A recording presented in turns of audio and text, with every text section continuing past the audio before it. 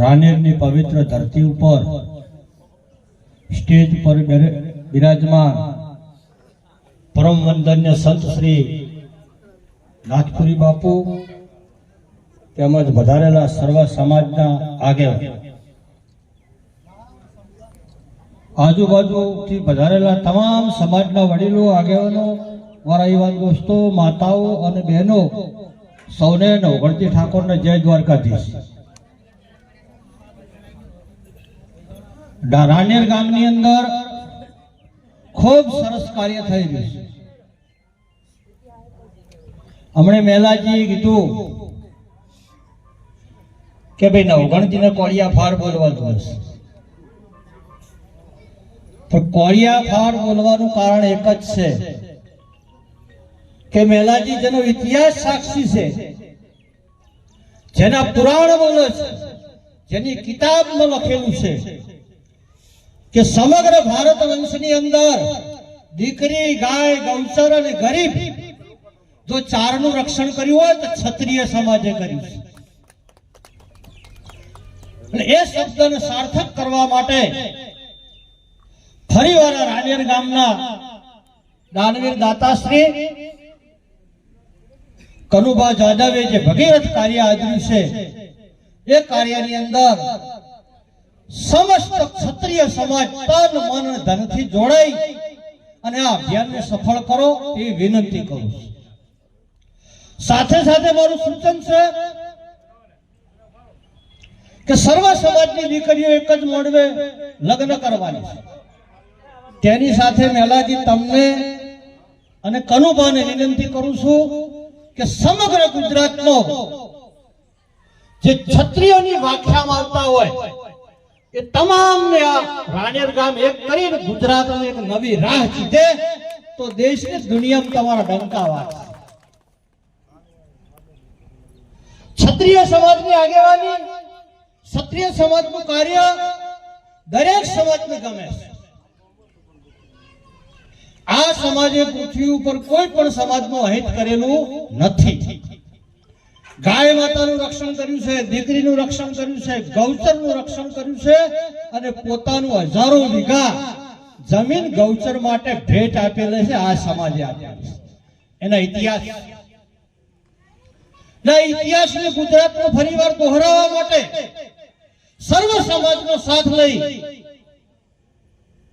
અને સમગ્ર ગુજરાતનો ક્ષત્રિય સમાજ એક થઈ જાય.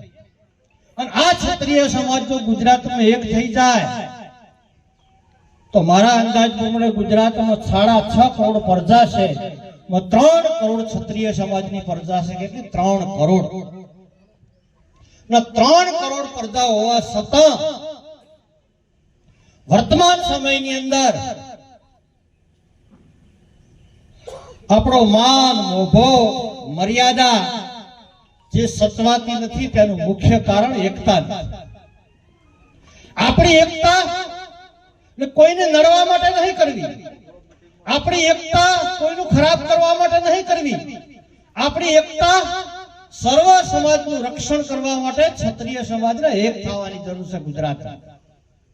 અને આ રાનેર ગામની પવિત્ર ભૂમિ ઉપર પક્ષ પાર્ટી બાજુ ઉપર મૂકી અને સમગ્ર ક્ષત્રિય સમાજ એક થઈ અને 211 દીકરીઓના લગ્ન કરી અને લગ્નના પૂર્ણ પ્રતાપથી મા ભવાની આખી સમાજને સદબુદ્ધિ આલે, એ સમાજ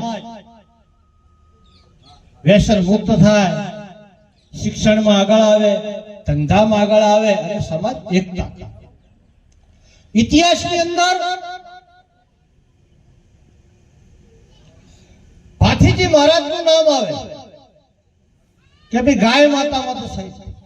ચાચડ દેદાનું નામ આવે તો ગાય માતા. એટલે ઇતિહાસ વાંચો, પુરાણ વાંચો, મહાભારત વાંચો, રામાયણ વાંચો કે ગીતા વાંચો, કોઈ પણ ભારત વંશનું પુસ્તક ફેદો એટલે ઇતિહાસ ક્ષત્રિય સમાજનો આવે. એવી રીતે ગુજરાતી ફિલ્મ હોય, હિન્દી ફિલ્મ હોય, સાઉથ ફિલ્મ હોય, પણ આ ક્ષત્રિય શબ્દ નો ઉપયોગ કર્યા વગર કોઈની પાઠકથા પણ બનતી નથી, કોઈની નવલકથા પણ બનતી નથી, કોઈની ફિલ્મ પણ બનતી નથી. સમસ્ત ક્ષત્રિય સમાજ એક થઈ સર્વ સમાજનો સાથ લઈ અને કાર્ય આગળ ધપાવો. વિશેષમાં દુનિયાની અંદર ખબર પડવી જોઈએ કે રાનેર ગામની અંદર 211 દીકરીઓ સર્વ સમાજની હળી મળી અને લગ્ન થી અને લગ્ન વિશ્વની અંદર વખણાય, સમસ્ત સમાજનું નામ રોશન થાય અને દરેક સમાજ નજીક આવે, હળી મળીને રહે, ક્ષત્રિય સમાજ એક થાય અને સમાજના તમામ સંતો મંતો વડીલો આગેવાનો સર્વ લોકોમાં સદભાગી બને. મેલાજી તમને કનુભાને સમગ્ર ટીમને ખૂબ ખૂબ અભિનંદન અને ધન્યવાદ આપું છું કે માં જગદંબા તમારું કાર્ય ખૂબ સુંદર રીતે પાર પડાવે, ખૂબ આશીર્વાદ આલે માતાજી અને ખૂબ સફળતા પ્રાપ્ત કરો તેવી માતાજીને પ્રાર્થના કરું છું. આપ સૌએ મને 2 શબ્દો કહેવાની તક આપી, મારું સન્માન કર્યું તે બદલ સૌનો ખૂબ ખૂબ આભાર. સૌને જય ભવાની.